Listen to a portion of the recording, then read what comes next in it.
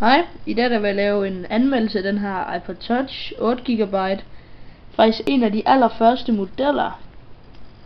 Men ja, vi begynder bare. Det første man får et indtryk af, det er nok, det virker næsten helt på samme måde som med en iPhone.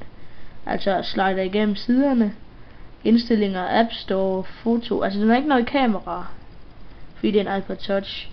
Men ellers skal du have musik på den og sådan noget. Jeg er ikke sikker, jeg har ikke fundet ud af det nu, men jeg tror med de her helt gamle modeller, der kan du ikke opgradere dit iOS styresystem.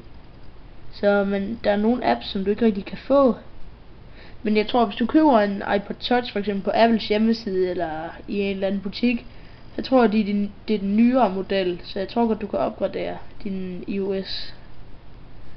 Men ja, apps og sådan noget, der virker den ligesom en iPhone. Jeg synes, den virker rigtig godt. Jeg bruger den selv, for eksempel hvis jeg er ude og køre i bil. Et langt stykke, hvor man så keder sig, hvis man bare sidder og kigger.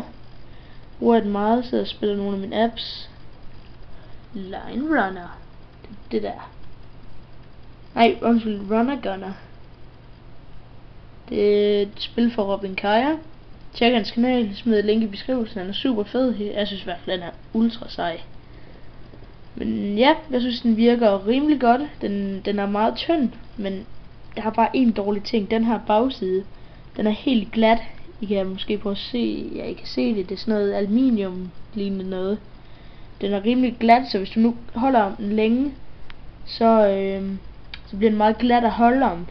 Det er lidt irriterende, hvis nu spiller, hvor du for eksempel skal ryste eller sådan noget, så har den med at glide lidt ud af hånden, synes jeg. Lad os bare mig, der har en alt for fed hånd. Nå, der er lidt art der. Men ja, jeg synes den virker rimelig godt ellers. Mails kan du også tjekke på den. Jeg ved godt, at min video bliver sådan utydelig og skarp.